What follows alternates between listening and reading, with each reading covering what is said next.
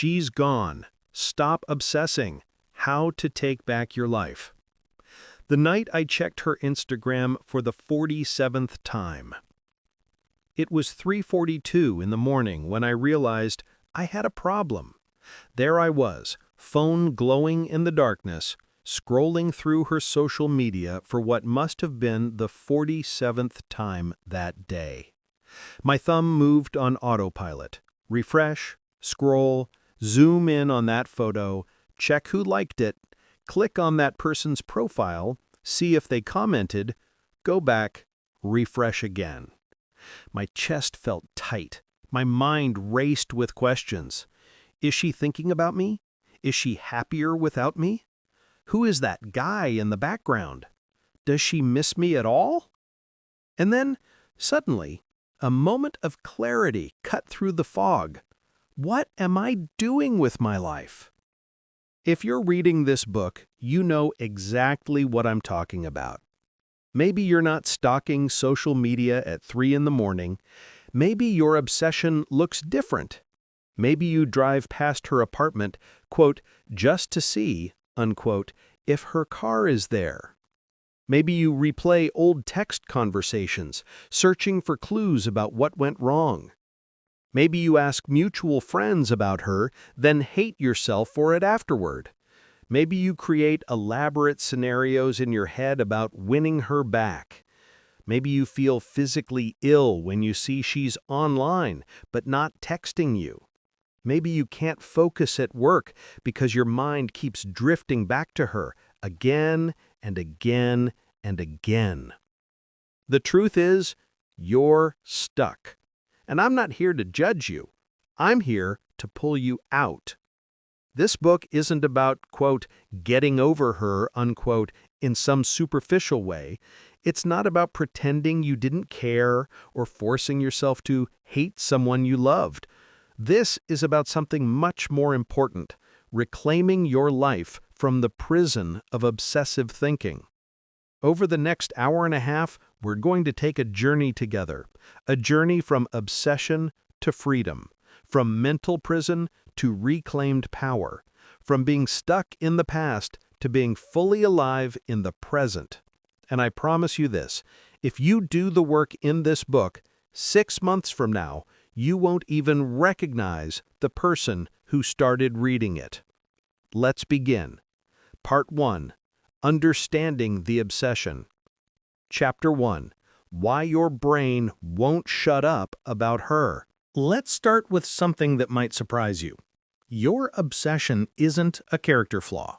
It's not weakness. It's not even really about her. Your brain is doing exactly what evolution programmed it to do when faced with loss, and understanding this is the first step to breaking free. The dopamine trap. When you were in the relationship, your brain associated her with reward. Every text message, every laugh, every intimate moment triggered a flood of dopamine, the same chemical that makes gambling, social media, and yes, even cocaine so incredibly addictive. But here's where it gets interesting. Now that she's gone, your brain doesn't just stop producing dopamine when you think about her. Instead, it creates what neuroscientists call, quote, intermittent reinforcement, unquote. Think about a slot machine for a moment. You don't win every time you pull that lever, but the possibility of winning keeps you pulling it over and over. That's exactly what your brain is doing right now. Every time you check her social media, drive past her place, or replay a memory, you're pulling that lever, hoping, praying for that hit of good feeling. Sometimes you get it, a photo that makes you smile, a memory that feels warm. Most times you don't. You see something that hurts, that makes your stomach drop, that ruins your entire day. But that occasional win, that occasional hit of dopamine, that keeps you hooked. You're not weak. You're not pathetic. You're caught in a neurological trap that has ensnared millions of people before you. The unanswered question syndrome. Humans are pattern-seeking creatures. We need stories that make sense. We need closure. When a relationship ends, especially if it ended suddenly or without clear explanation, your brain goes into complete overdrive trying to solve the puzzle. It asks, what did I do wrong? What could I have done differently? Is there still a chance? Did she ever really love me? Was any of it real? These questions don't have simple answers, so your brain keeps asking them over and over. At 2 in the afternoon during a work meeting, at midnight when you're trying desperately to sleep, at 6 in the morning when you first wake up, and she's your first thought before you even open your eyes. This isn't stupidity. This isn't you being dramatic. It's your brain trying to protect you from future pain by figuring out exactly what happened, down to the smallest detail. But here's the problem, and this is crucial.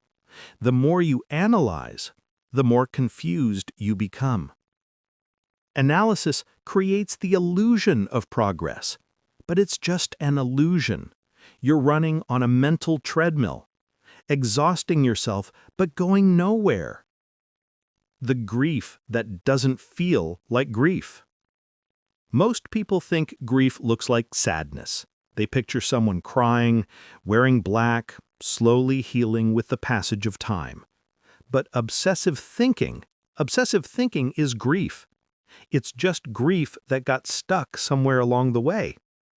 In her groundbreaking work, psychiatrist Elizabeth Kubler-Ross identified 5 stages of grief: denial, anger, bargaining, depression, and acceptance.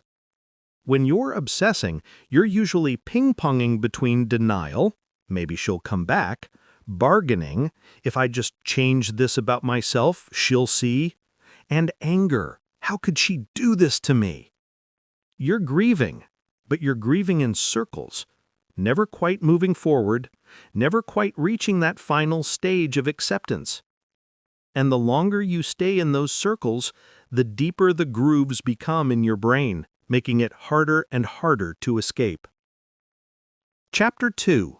The Real Cost of Obsession. Before we talk about how to break free, you need to see clearly what this obsession is costing you.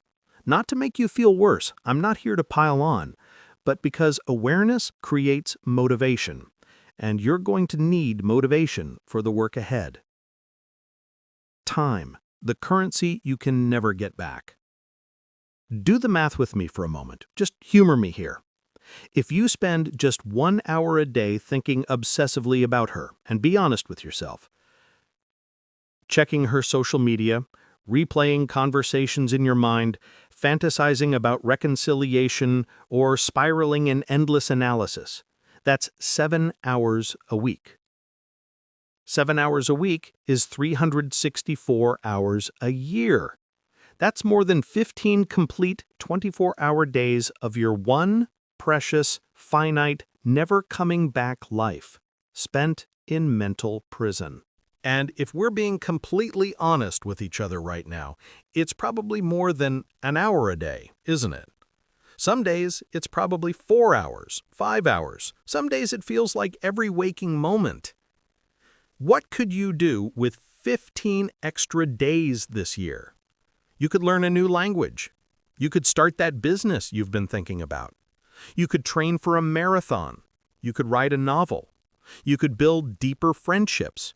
You could travel somewhere you've always wanted to go. But instead, that time is disappearing into a black hole of obsessive thinking. Time is the only resource you can never get back. You can make more money. You can improve your health. You can learn new skills. But time, once it's gone forever. Your present relationships are suffering. Your friends have noticed. They might not say anything. They're probably trying to be supportive, but they've noticed. You bring her up in conversations where she doesn't belong. You zone out when they're talking about their lives because you're thinking about her. You cancel plans at the last minute when you're in a particularly dark spiral. You're physically present but emotionally absent, your mind 1,000 miles away. Your family sees it too. Your parents, your siblings, your cousins, they see that the version of you they're getting right now is a shadow. You're going through the motions, but the light in your eyes is dim. And if you've tried to start dating again while still obsessed, that's not fair to the new person. They can sense you're not fully there. They can feel that they're being compared to someone else. They become placeholders, auditions for a role that's already been cast in your mind. Every relationship in your life is paying the price for this one obsession. Your mental health is deteriorating. Obsessive thinking creates anxiety. Anxiety creates more obsessive thinking. It's a vicious, self-perpetuating cycle that gets worse the longer it continues. You might be experiencing trouble sleeping, or sleeping too much as a form of escape, loss of appetite, or stress eating to numb the pain, difficulty concentrating on anything that isn't related to her, extreme mood swings. One moment you're fine, the next moment something small triggers you and you're spiraling. Physical symptoms like chest tightness or that knot in your stomach that never quite goes away. Maybe you've increased your alcohol consumption or your substance use, trying desperately to numb the pain or quiet your mind. Maybe you're experiencing depression or feelings of worthlessness or thoughts that scare you. This isn't sustainable. Your body is sending you signals that something needs to change. And the longer this continues, the deeper the grooves in your brain become, making the pattern harder and harder to break. Your future is on hold. Perhaps most tragically of all, your obsession is stealing your future. You can't build the next chapter of your life while you're still reading the last one over and over and over again. You can't meet someone who might be absolutely perfect for you while your heart is locked in the past. You can't discover new passions, achieve new goals, or become the person you're truly meant to be while all your mental and emotional energy is being drained by constant rumination. Every single day spent obsessing is a day you don't get back. It's a day you're not moving toward the life you actually want. It's a day you're choosing her over yourself. And here's the hardest truth. She's moved on. She's living her life. And while you're here, frozen in time, analyzing every detail of what was, she's out there creating what's next for her. It's time for you to do the same. Chapter 3. The Myths That Keep You Stuck. Before we move forward, we need to dismantle some lies you might be telling yourself. These myths feel true. They feel so true that you might get defensive when I challenge them, but they're actually the bars of your prison. Myth number 1. If I think about it enough, I'll figure out what went wrong and fix it. Here's the reality. Overanalysis creates confusion, not clarity. You've already thought about this relationship more than most people think about anything in their entire lives. If the answer was going to come through thinking, through analyzing, through replaying every conversation and every moment, you'd have it by now. You'd have figured it out months ago. The truth is, relationships are incredibly complex. They involve two people with different perspectives, different needs, different childhood wounds, different communication styles, different dreams.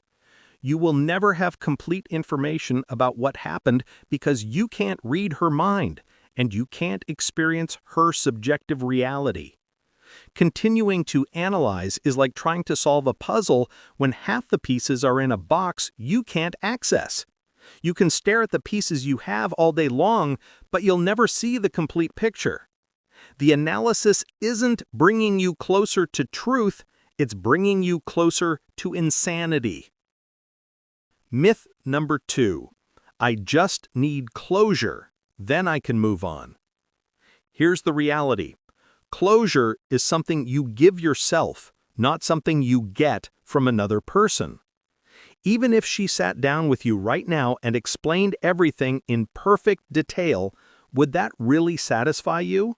Or would you find yourself questioning her explanations, wondering if she was lying, wondering if she was holding back, wondering if the real reason was something she wasn't telling you? People who get those quote-unquote closure conversations, unquote, often report feeling just as confused afterwards. Sometimes even more confused, because the real issue isn't missing information. The real issue is accepting a reality that you don't like. She left. The relationship is over. That's the reality, and no amount of explanation will change it or make it hurt less. Closure isn't an external event that she gives you.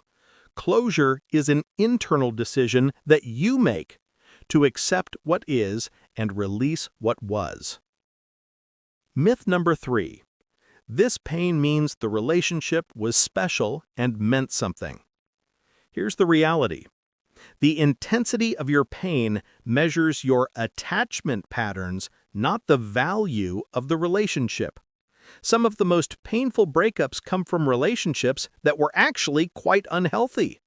Sometimes the pain comes from not losing something wonderful, but from losing something familiar, or from the blow to your ego, or from the fear of being alone, or from abandonment wounds that go back to childhood. By all means, honor what was good about the relationship. I'm not telling you to pretend it didn't matter, but don't let pain trick you into thinking that dysfunction was destiny. Don't let pain convince you that toxic was meant to be. Pain is just pain. It doesn't mean the relationship was your soulmate connection.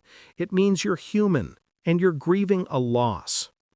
Myth number 4. If I let go, I'm betraying the relationship and saying it didn't matter. Here's the reality. Letting go is honoring yourself, not dishonoring the past. You can acknowledge that the relationship was important. You can acknowledge that you loved her deeply. You can acknowledge that you learned valuable things from the experience. And you can still decide to stop letting it consume your present moment. Imagine someone you loved who died. Healing from that loss wouldn't mean they didn't matter. It wouldn't mean you're erasing them from your life. It would mean you're choosing to live fully, perhaps even in their honor. The same principle applies here.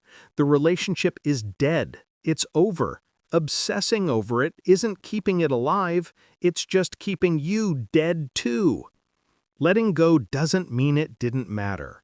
Letting go means you matter too. Part 2. Breaking Free. Chapter 4. The 72-Hour Reset Protocol. Now we get to the practical part. This is where the real work begins.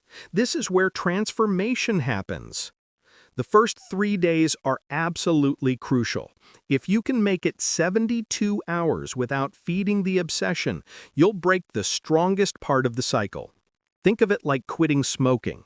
The first few days are absolute hell, but they're also when you make the most dramatic progress. Your brain is going to fight you. It's going to offer you very convincing reasons to give in, but you're stronger than those urges. Let me show you how. Day 1, the complete cut. Morning, 0 to 12 hours. Wake up and immediately, and I mean immediately, before you check your phone, do something physical. 20 push-ups, a cold shower that takes your breath away, a run around the block, anything that gets you into your body instead of your head. Do not check your phone first thing. I know that's your habit. I know you want to see if she texted, if she posted something, if there's any sign of her. But that's feeding the addiction. That's pulling the slot machine lever before you're even fully awake. Physical first, phone later. Then write this down on a piece of paper and keep it visible all day, somewhere you'll see it constantly. Today, I am not feeding the obsession. Every time I'm tempted, I will do one physical action instead. Your physical action can be anything.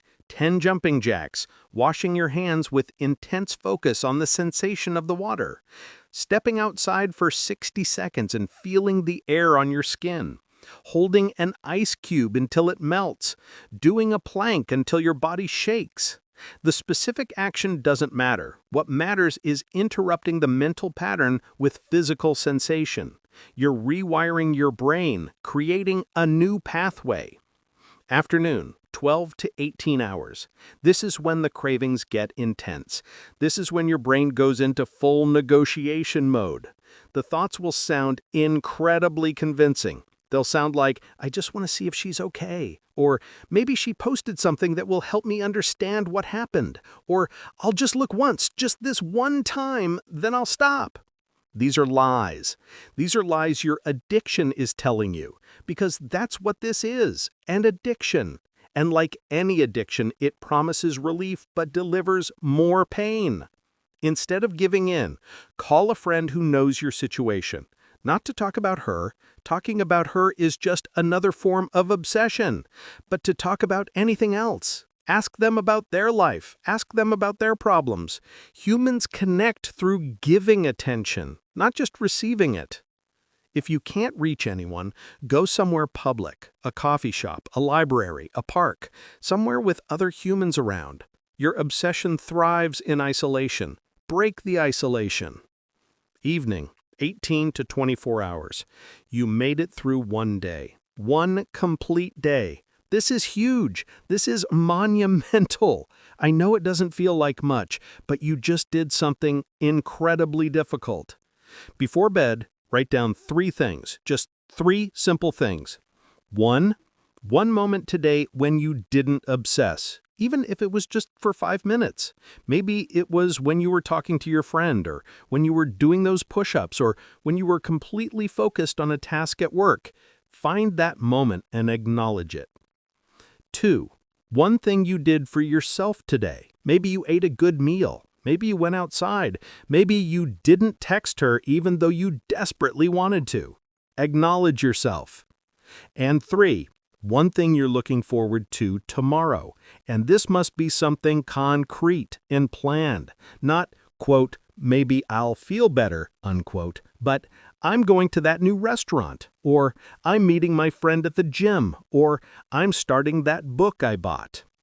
Do not journal about her or the relationship. I know you want to. I know it feels like processing, but that's just feeding the beast in a different way.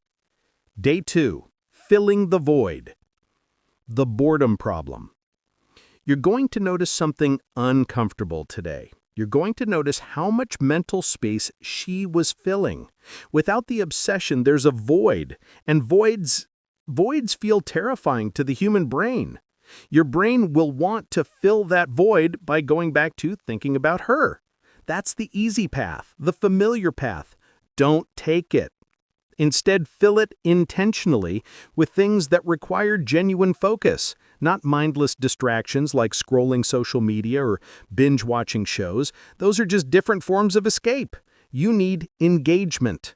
Learn something complex. Pick up a skill that challenges you, a language, an instrument, a craft, something where you have to concentrate so fully that there's no room left for obsessive thoughts. Have a real conversation with someone, not small talk, not surface level. Ask someone about their dreams, their fears, their story. Be genuinely curious about another human. Create something. Write, draw, build, cook. It doesn't matter if it's good. What matters is that you're making something instead of just consuming or ruminating. Move your body intensely, not just exercise. Tire yourself out. Push yourself until your muscles shake and your mind quiets because your body demands all your attention. The what-if attacks. Today, your brain will assault you with what-if scenarios. It's going to throw everything at you. What if she's the one and I'm making a terrible mistake by moving on? What if she reaches out and I'm not ready to respond perfectly? What if I never feel this way ever again? What if I'm supposed to fight for her and I'm giving up too easily? Here's the truth about what-ifs. They're not wisdom, they're not intuition, they're not some deep knowing. They're anxiety dressed up as insight. They're fear wearing a mask of profundity. Every single time a what-if comes up, immediately counter it with what is. Say it out loud if you have to. What if she's the one?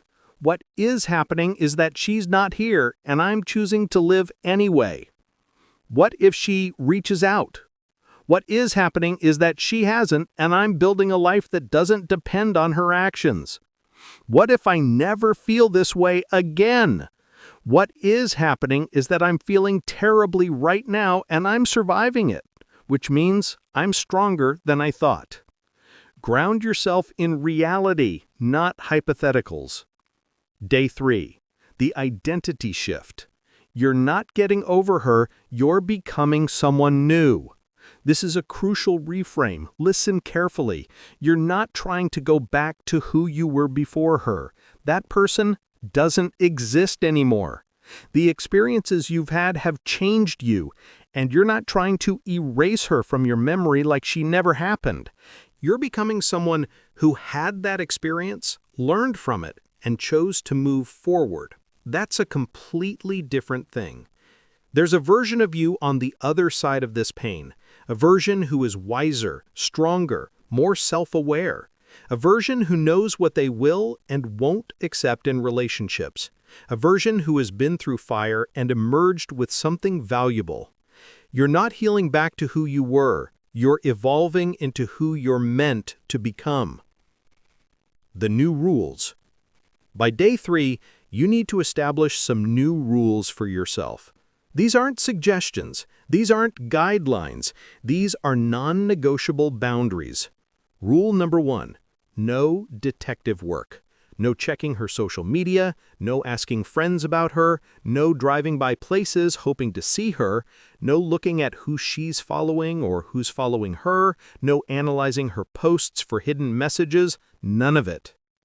Rule number 2, no hypothetical conversations. When you catch yourself rehearsing what you'd say if you ran into her, stop immediately. Those conversations will never happen the way you imagined them. You're just torturing yourself with fantasy. Rule number 3, no nostalgia porn.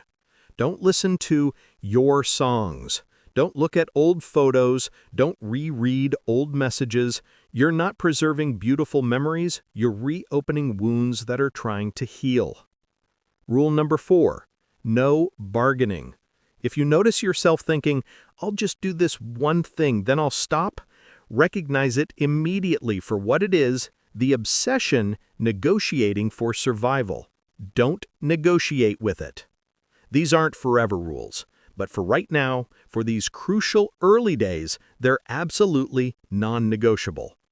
If you break one of these rules, you don't get to beat yourself up about it. You just start again, hour 1. But every time you follow these rules, you're building strength. You're proving to yourself that you can do hard things. Chapter 5. Rewiring your brain, the science of moving on. Your brain has carved deep neural pathways around thoughts of her. Every single time you think about her, you strengthen those pathways. The neurons that fire together wire together. The good news: you can build new pathways. Your brain is plastic, meaning changeable, but you have to be intentional about it. Neuroplasticity is on your side. Here's something fascinating from neuroscience. Your brain doesn't know the difference between a real experience and a vividly imagined one. When you imagine something in detail, the same neural pathways light up as if it were actually happening. This is why your obsessive thoughts feel so real, why replaying memories feels like reliving them. Your brain treats the imagined conversation with her as if it's actually occurring. But here's where it gets powerful. You can use this same mechanism to your advantage. You can imagine yourself free. You can rehearse strength. You can visualize the person you're becoming. The 90-second rule. Neuroscientist Jill Bolte Taylor made a fascinating discovery. Emotions, when left to their natural cycle without adding more thoughts to them, last about 90 seconds. 90 seconds, that's it. After that, you're choosing to stay in the emotion by continuing the thought pattern that triggered it. So when a wave of obsessive thinking hits, and it will hit like a wave, sudden and overwhelming, here's what you do. 1. Recognize it.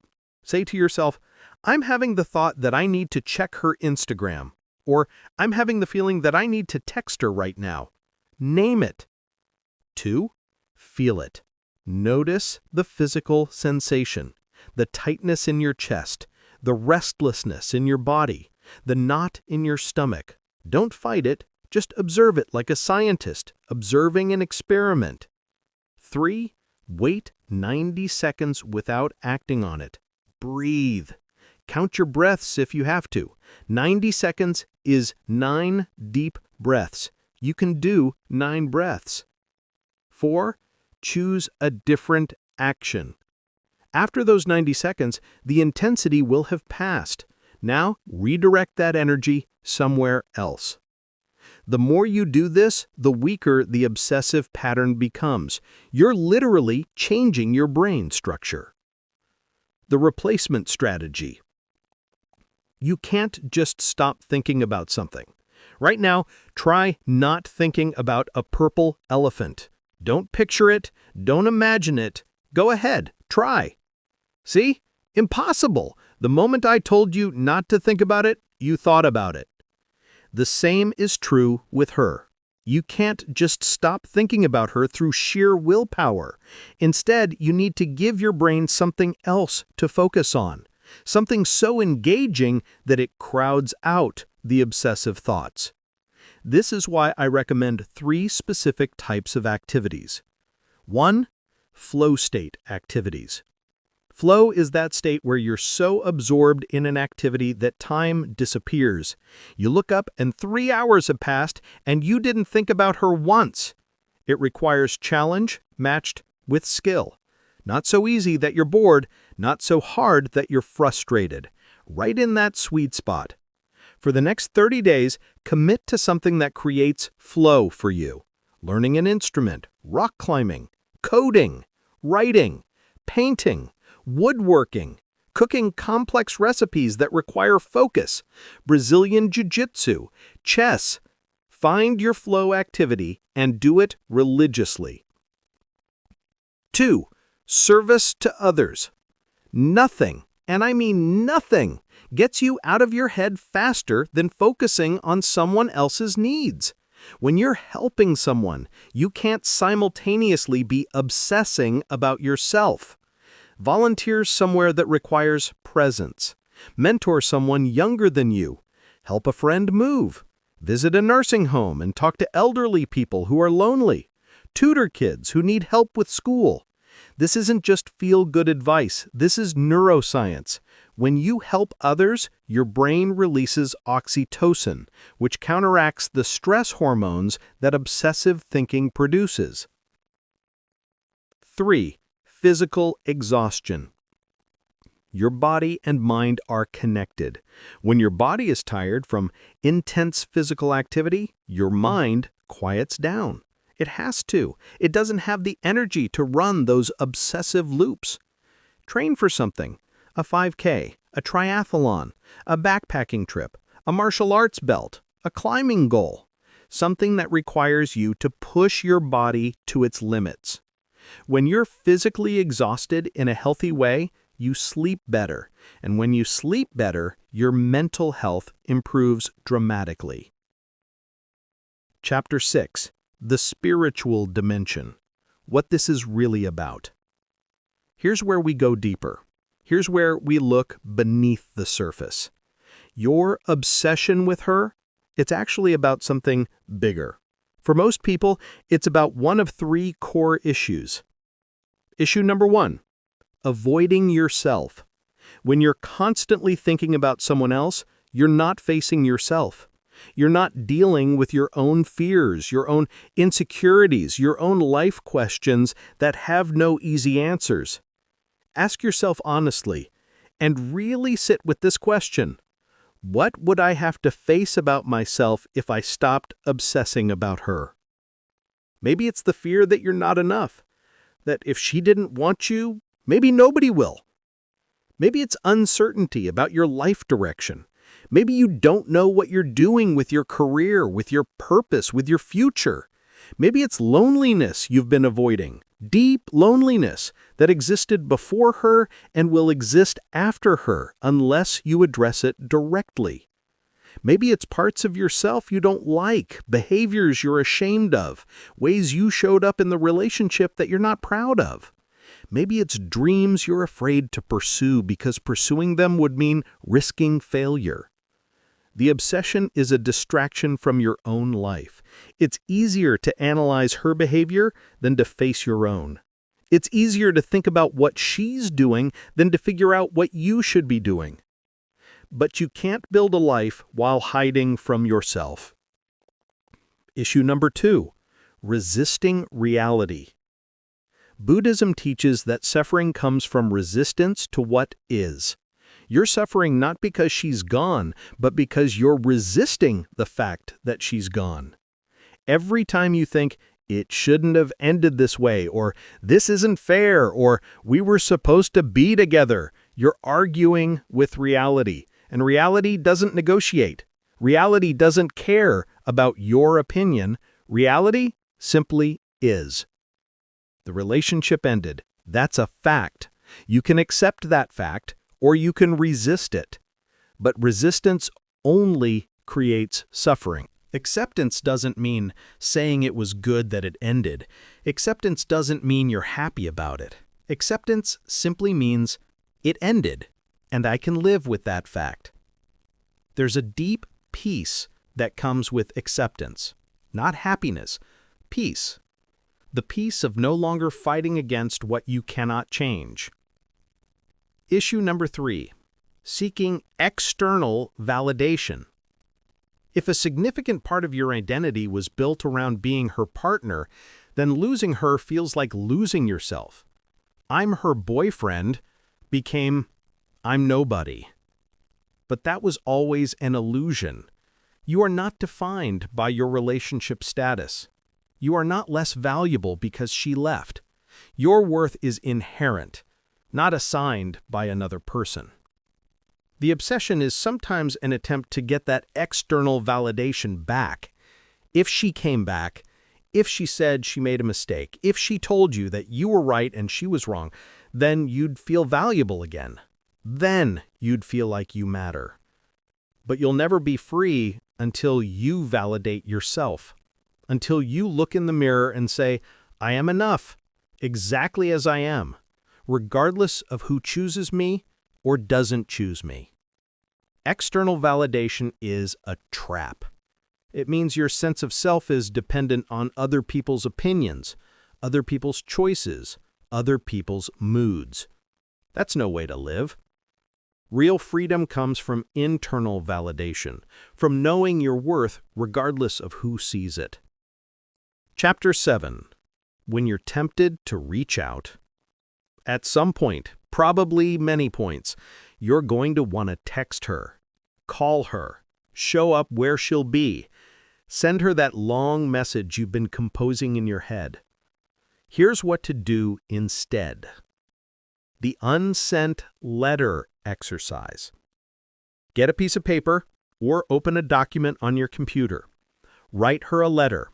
Say everything you want to say. Don't hold back. Don't censor yourself. Be angry. Be sad. Be desperate. Be nostalgic. Whatever needs to come out, let it come out. Tell her how much she hurt you. Tell her what you wish you'd said. Tell her what you miss. Tell her what you're angry about. Tell her about the fantasies you have about getting back together. Tell her about the moments that haunt you. Write until there's nothing left to say. Write until your hand is tired or your keyboard is worn out. Write until the well is empty. Then, and this is the crucial part, burn it or delete it. Do not send it. Do not send it. I don't care how good it sounds. I don't care how much you think she needs to hear it. I don't care if you think it will give you closure. Do not send it. The letter isn't for her. It never was. The letter is for you. It's a way to honor your feelings without creating new problems. It's a way to express what needs to be expressed without consequences. If you send it, I can almost guarantee you'll regret it. Either she won't respond, which will hurt, or she'll respond in a way that hurts, or she'll respond kindly, which will give you false hope and restart the obsessive cycle all over again. The unsent letter is complete in itself. It serves its purpose without being sent. The future self-test. Before reaching out, try this exercise. Close your eyes and imagine yourself 1 year from now. 1 full year, 365 days of healing, growing, changing, experiencing life. Picture that future version of yourself. What do they look like? How do they carry themselves? What have they accomplished? Who have they become?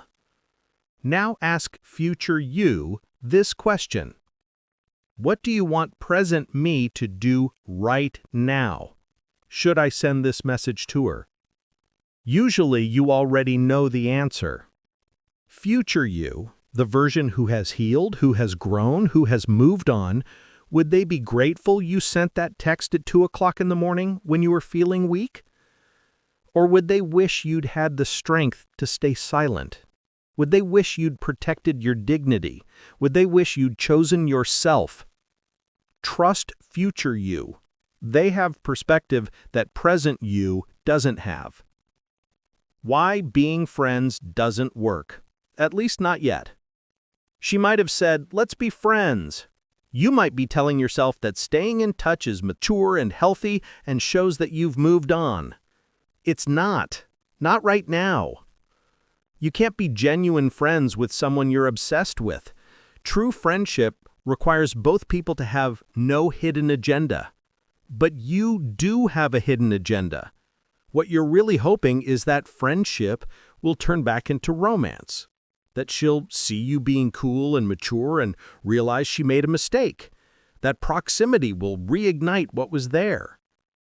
You're accepting crumbs, hoping they'll become a meal. Real friendship might be possible in the future. Might. But it can only happen after you've genuinely moved on. And you'll know you've moved on when the idea of her dating someone else doesn't make your stomach drop. When you can hear about her life without it affecting your mood. When you can be happy for her happiness, even if it doesn't include you. That's when friendship becomes possible. But until then, staying in touch is just prolonging your pain. Part 3. Building Your New Life. Chapter 8. Rediscovering Who You Are. You've spent so much energy thinking about her that you've probably lost touch with yourself. You've forgotten who you are when you're not defined by this relationship or this obsession. It's time to come home to yourself. The Identity Inventory. Get a journal, a real one, with paper. There's something about handwriting that accesses different parts of your brain than typing. Answer these questions. Take your time. Be honest. Before the relationship, what excited me? What made me lose track of time? What did I value most in life? What were my goals and dreams? Who were my closest friends? How did I spend my free time? What made me feel alive? During the relationship, what did I sacrifice or give up? What parts of myself did I minimize to make the relationship work? What dreams did I put on hold? What boundaries did I compromise? What friendships faded? What hobbies disappeared? Who I want to become. If I could be anyone, who would I be? What would I do if I knew I couldn't fail? What would make me proud of myself? What legacy do I want to leave? What kind of person do I want to be in my next relationship? This isn't about blame or regret. It's not about saying the relationship was bad or that sacrifices weren't worth it. It's about reconnection. It's about remembering the full spectrum of who you are beyond this one relationship. The things you stopped doing. Make a list, a real list you can see, of everything you used to do before her that you stopped doing. Every single thing, no matter how small. Maybe you stopped playing basketball with friends every Sunday. Maybe you stopped reading fiction before bed. Maybe you stopped going to concerts. Maybe you stopped cooking elaborate meals just for the joy of it. Maybe you stopped taking photographs. Maybe you stopped writing poetry. Maybe you stopped playing video games. Maybe you stopped going on hikes. These weren't just hobbies. These were parts of your identity. These were ways you expressed yourself. These were sources of joy and meaning. Now pick 3 things from that list. Just 3. And start doing them again this week.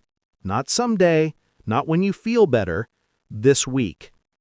You don't have to feel like doing them. You probably won't feel like doing them. Do them anyway. Action creates motivation, not the other way around. Chapter 9. The Relationship Autopsy, but only once. You get to do this exercise exactly 1 time. 1 time. After this, you don't get to analyze the relationship anymore. This is your final analysis. Make it count. What really went wrong, the honest version. Take out a piece of paper and divide it into 2 columns, 2 equal columns.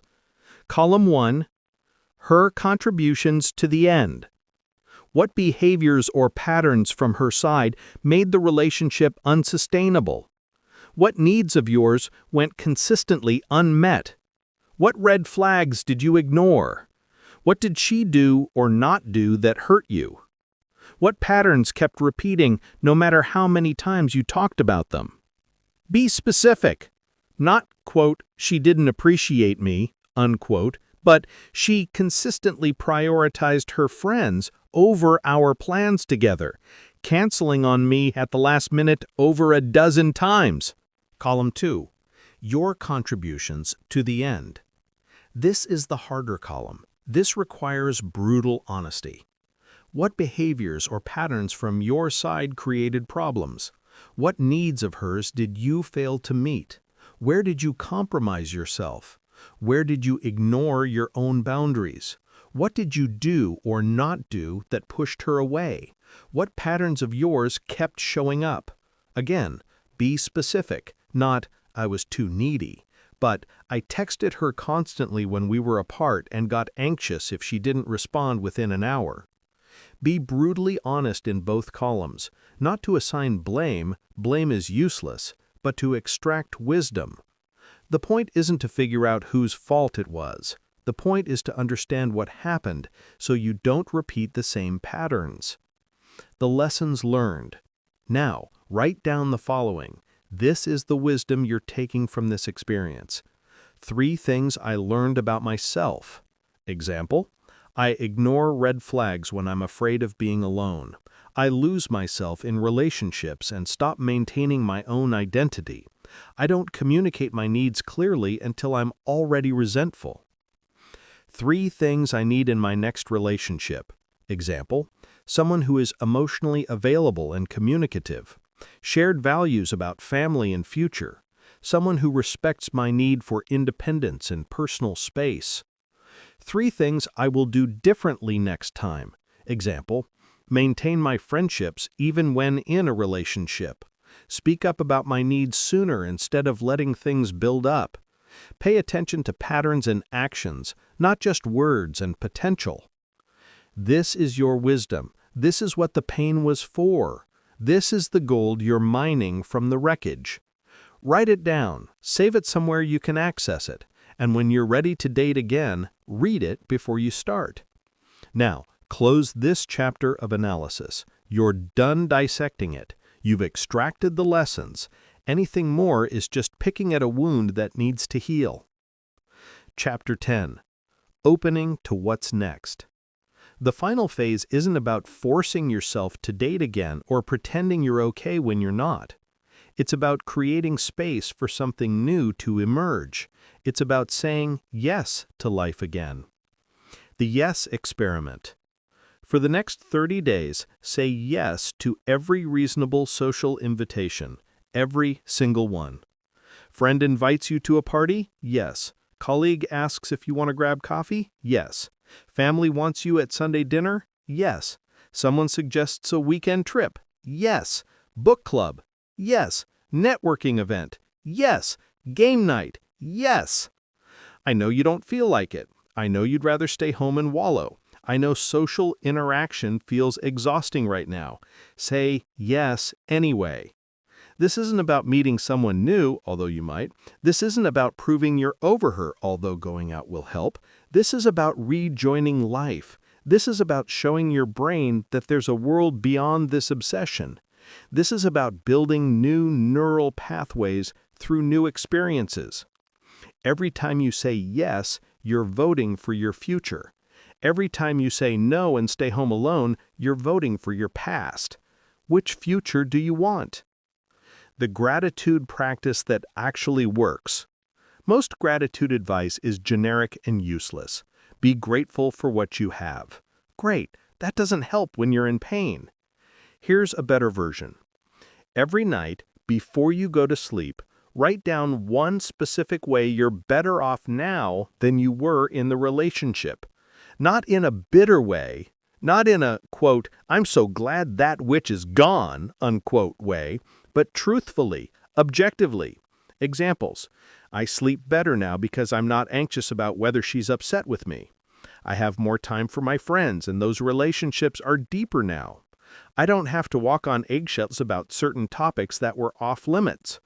I can make decisions about my life without considering someone else's preferences. I'm learning to validate myself instead of needing her approval for everything. I have more money because I'm not spending it on trying to make her happy. This practice does something powerful. It trains your brain to see that even loss comes with gain. It helps you recognize that you didn't lose everything when she left. You lost some things and gained others. Over time, this reframes the entire experience. The relationship isn't viewed as the best time of my life that's now over, but as, quote, a chapter that taught me things and led me to this new chapter, unquote. That's a completely different story, and the story you tell yourself matters more than almost anything else. The creative project. Here's something I want you to do. Start a creative project that has nothing to do with her. Nothing. Not a breakup playlist, not poetry about lost love, not a painting of your pain, something entirely new that represents the person you're becoming. Maybe it's learning to build furniture. Maybe it's starting a podcast about something you're passionate about. Maybe it's training for a marathon and documenting the journey. Maybe it's writing a novel about a character who is nothing like you. This project becomes a symbol of your new identity. Every time you work on it, you're reinforcing, I am someone who creates, who grows, who moves forward. I am not defined by this loss. 6 months from now, when you look at what you've created, you'll have tangible proof of your transformation. When you're ready to date again, how you'll know.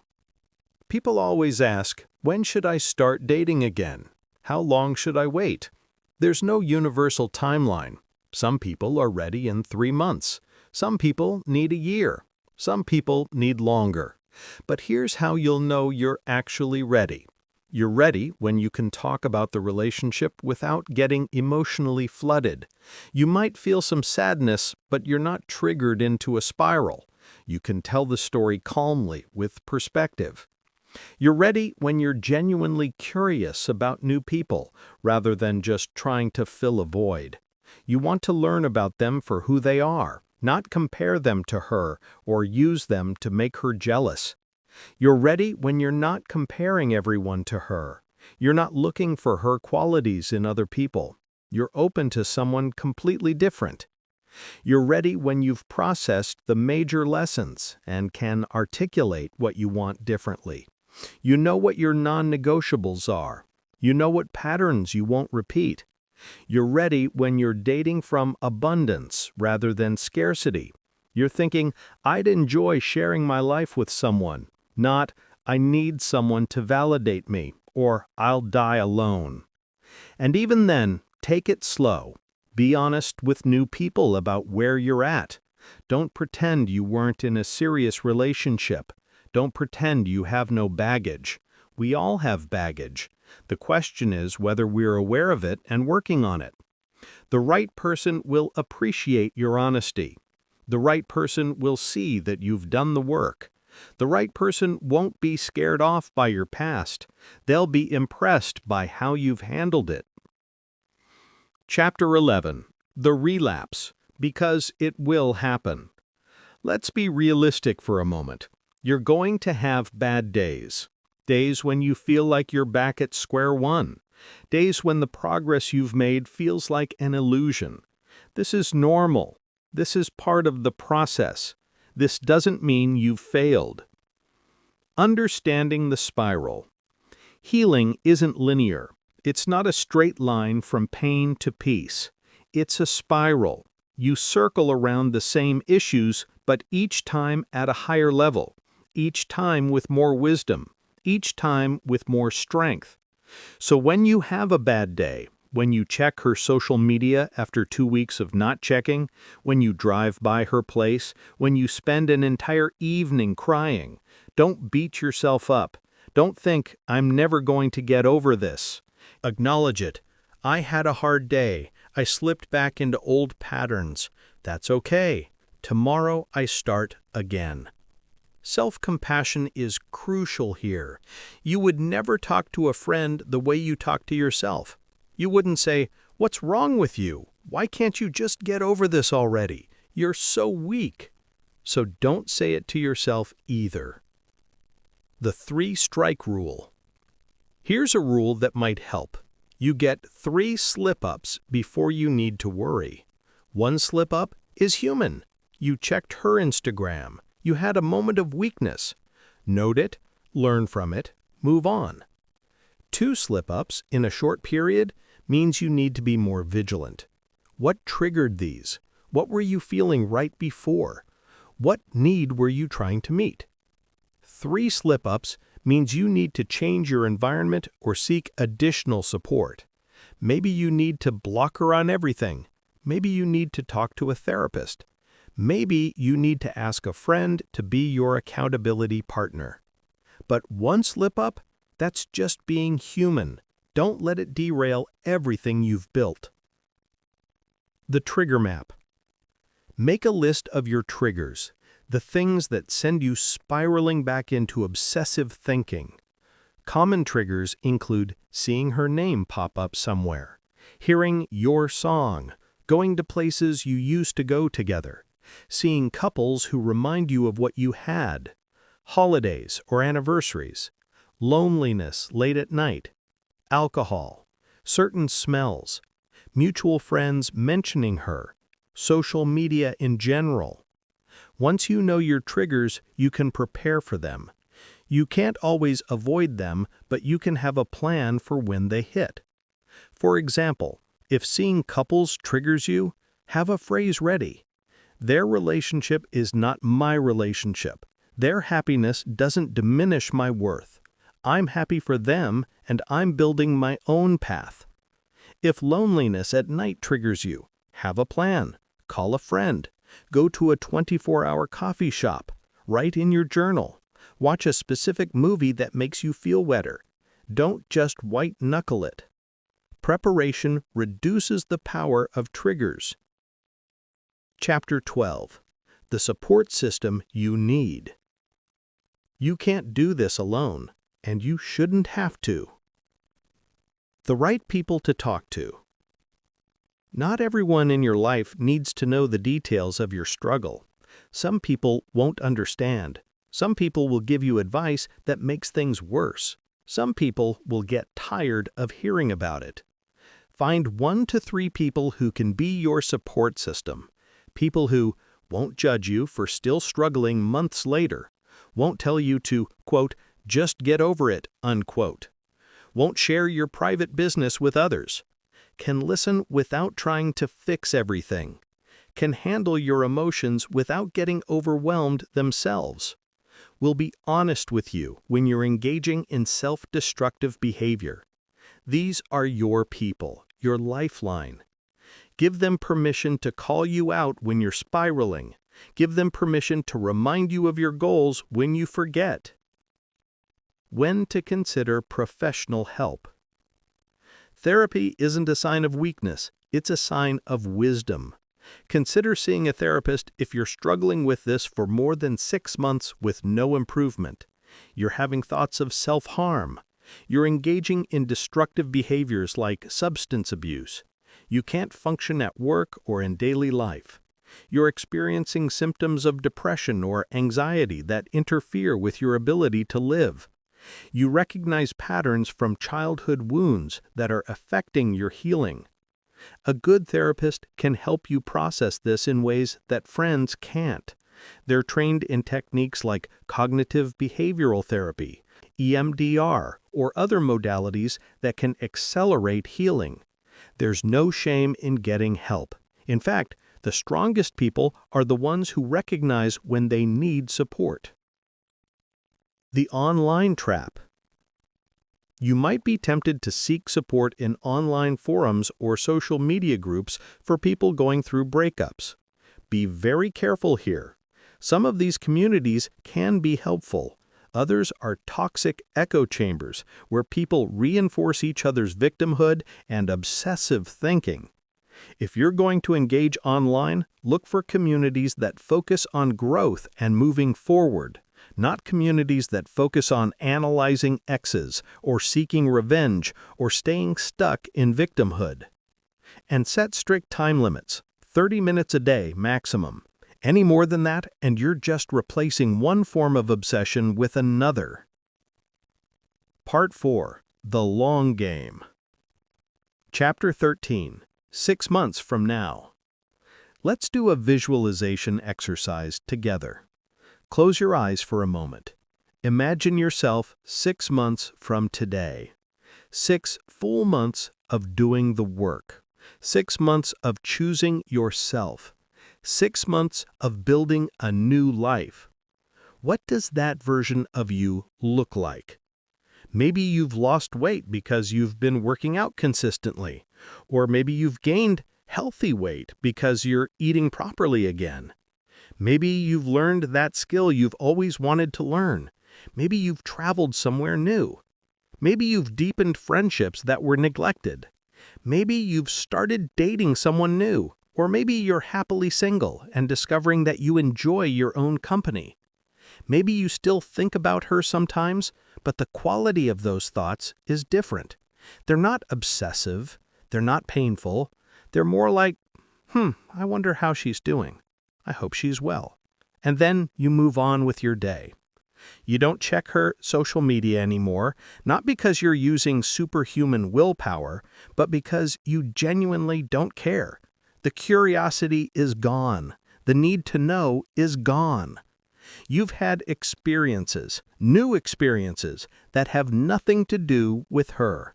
You've created new memories that don't include her. You've built a new identity that isn't defined by that relationship or that loss. You feel lighter. You feel free.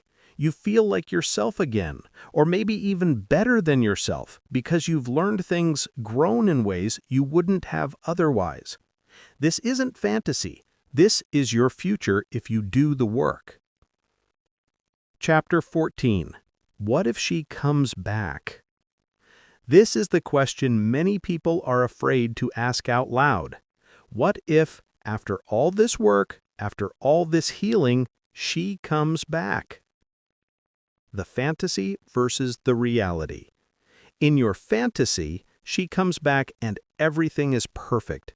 She's realized her mistake. She's grown and changed. She appreciates you now in a way she didn't before.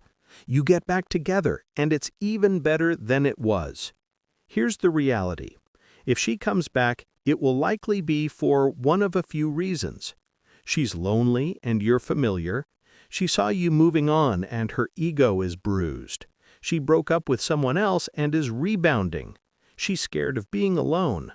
She's genuinely misses aspects of the relationship but hasn't addressed the core issues that caused it to end. Very, very rarely, someone comes back because they've done genuine work on themselves and are ready for a different kind of relationship. The test you should apply. If she does come back, ask yourself these questions before you even consider it. Have the fundamental issues that ended the relationship been addressed by either of you? Has she demonstrated real change through sustained action, not just words? Do I actually want her back, or do I just want to not feel this pain? Am I romanticizing the past? Would I be going back out of love or out of fear of starting over? And here's the biggest question. If a friend came to me and described this exact relationship situation, what would I tell them to do? We're much wiser about other people's relationships than our own, so pretend you're advising a friend. The conversation you need to have. If, after honest reflection, you decide you want to try again, you need to have a completely honest conversation first. Not a romantic, emotionally charged conversation, a clear, boundaried conversation. You need to discuss what specifically went wrong. What has each of you done to address those issues? What will be different this time in concrete terms? What are the non-negotiables? How will you handle conflict differently? What happens if the same patterns emerge? If either of you can't have this conversation, you're not ready to try again. If the conversation is all emotion and no substance, you're not ready. And if, in your gut, something feels off, trust that feeling. Don't override your intuition because you want the fantasy to be real. The likely outcome. I'm going to be honest with you. Most relationships that end should stay ended. The statistics on rekindled relationships aren't encouraging. But more importantly, by the time you've actually healed, you probably won't want her back. You'll see the relationship clearly, the good and the bad, and you'll realize that you've outgrown it, that you want something different now, that you deserve better. The version of you that's doing this work is evolving into someone who wouldn't choose the same relationship again. So the question of what if she comes back becomes less relevant the further you get in your healing, because by the time she might come back, you'll have moved on to someone or something better. Chapter 15. Building a Better Relationship Next Time. Let's talk about your next relationship, not with her, with whoever comes after. The green flags you should look for. You've probably heard about red flags, warning signs of unhealthy relationship dynamics. But what about green flags? What should you actually be looking for? Green flags. They communicate clearly and directly. They don't make you guess what they're feeling or what they need. They take responsibility for their emotions and actions. They don't blame everyone else for their problems. They have healthy relationships with friends and family. How someone treats others is how they'll eventually treat you. They respect your boundaries. When you say no or express a need, they listen without getting defensive. They're consistent. Their actions match their words over time. They support your growth. They want you to pursue your dreams, not sacrifice them. They handle conflict constructively. They don't stonewall. Don't use the silent treatment. Don't blow up. They're emotionally available. They're not still hung up on an ex or emotionally unavailable due to unprocessed trauma. The patterns you won't repeat. Based on your relationship autopsy from earlier, you know what patterns you need to avoid. Make a list of your non-negotiables. Not superficial things like height or income, but core values and behaviors. For example, I will not ignore red flags again, no matter how attracted I am. I will not lose myself in the relationship. I will maintain my friendships and hobbies. I will speak up about my needs early instead of letting resentment build. I will not accept inconsistency. Either someone is choosing me or they're not. I will not date someone who is emotionally unavailable. I will not stay in a relationship where I'm constantly anxious. Write these down. When you start dating again, refer to them. It's easy to get caught up in chemistry and ignore your own wisdom. The person you need to become. The quality of your relationships is directly related to the quality of your relationship with yourself.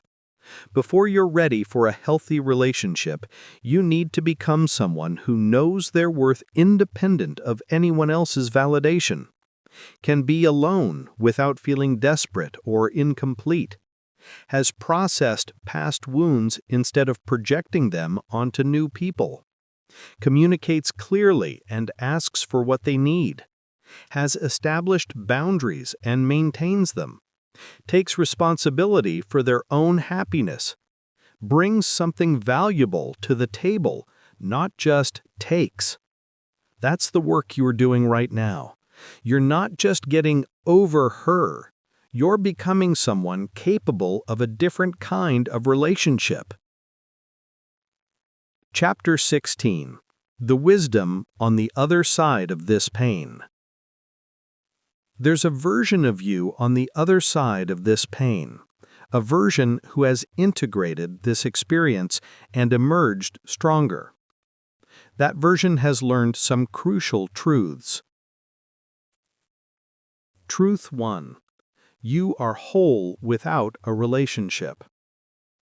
Our culture sells the lie that you're incomplete without a romantic partner, that you're half a person looking for your, quote, other half, unquote.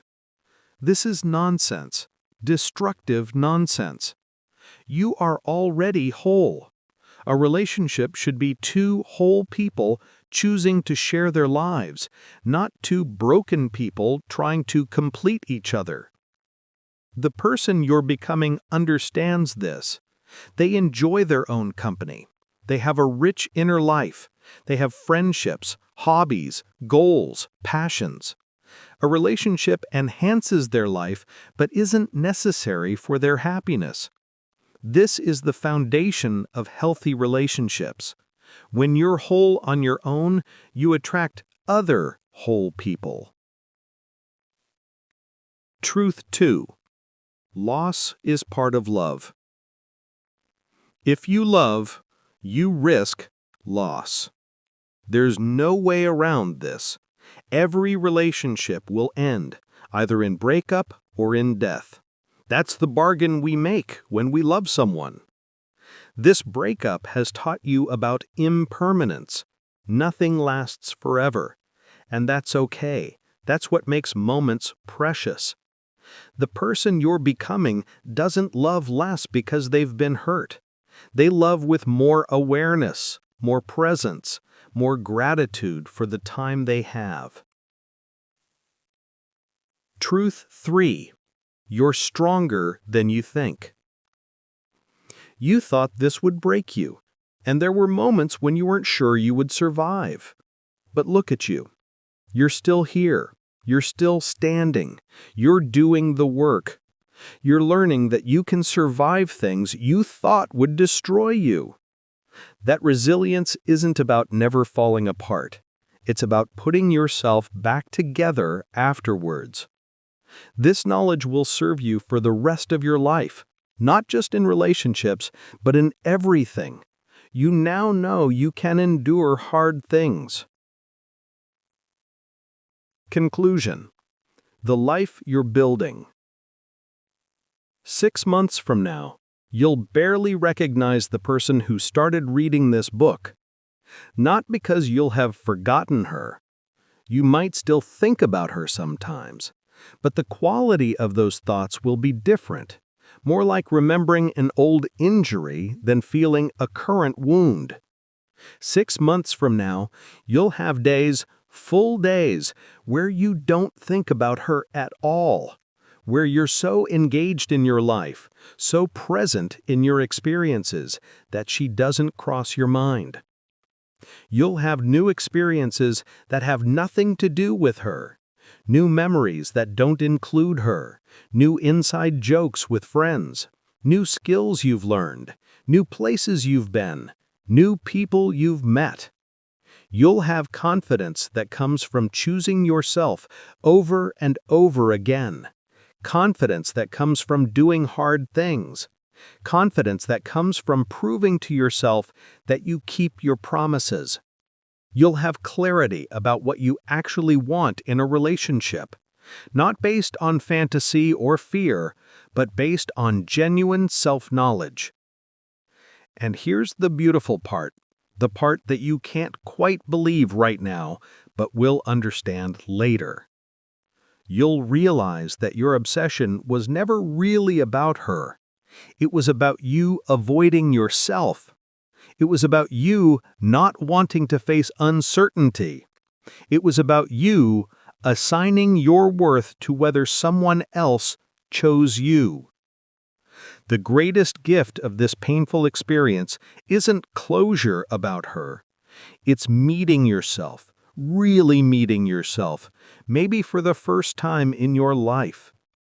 You're going to discover parts of yourself you didn't know existed, strength you didn't know you had, dreams you'd forgotten, values that matter to you, boundaries you need, self-respect you'd lost.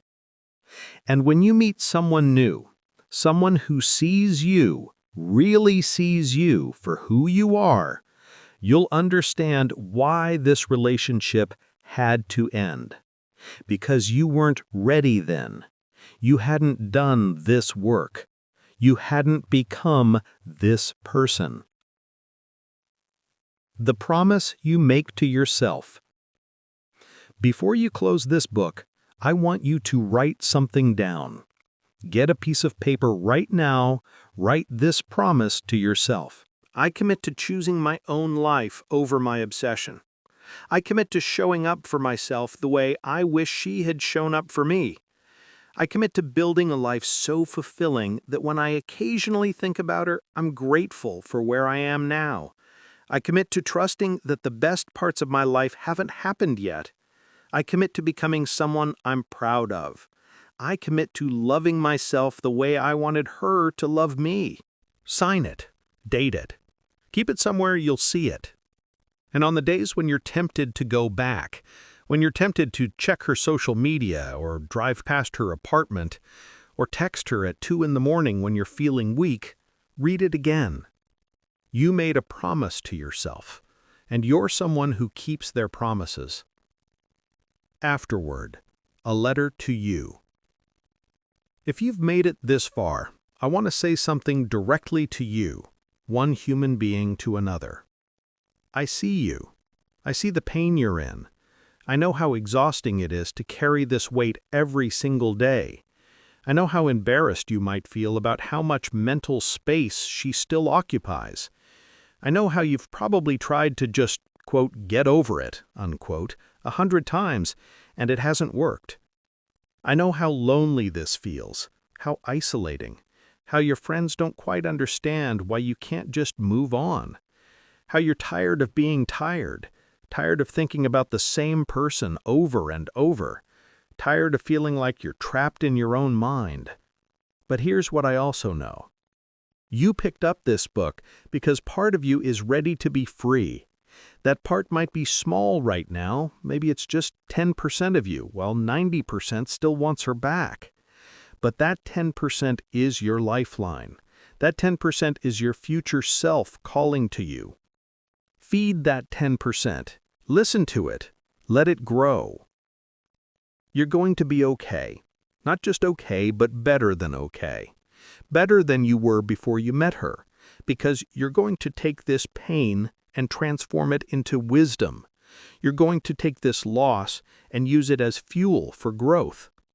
You're going to look back on this time that feels endless right now, and you're going to see it as the period when you found yourself, when you learned what you're made of, when you discovered that you could survive your worst fear and come out stronger. The obsession feels permanent right now. It feels like it will never end, like you'll be thinking about her for the rest of your life. It's not permanent. Everything is temporary. Even this pain, even this obsession. It will fade, slowly at first, then faster than you expect. One day, and I promise you this day will come, you'll realize you haven't thought about her in a week, and it won't feel like deprivation or willpower. It will feel like freedom. It will feel like coming home to yourself. Keep going. Keep choosing yourself. Keep doing the work. Keep building a life worth living. She's gone, and you're still here. You're still breathing. You're still capable of joy, of love, of meaning, of purpose. What are you going to do with the life you have left? Don't waste it on obsession. Don't waste it on someone who chose to leave. Don't waste it on replaying the past. Use it to build something beautiful. Use it to become someone you're proud of. Use it to create a future that makes all this pain worthwhile. You've got this. I believe in you.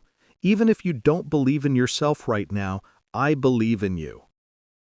Now, close this book, take a deep breath, and take the next right step. Just the next one. That's all you need to do. One step at a time, you're going to walk yourself out of this prison. And when you finally emerge, free, whole, and stronger than you ever imagined, you're going to understand why all of this had to happen. The best version of your life is waiting on the other side of this pain. Go claim it.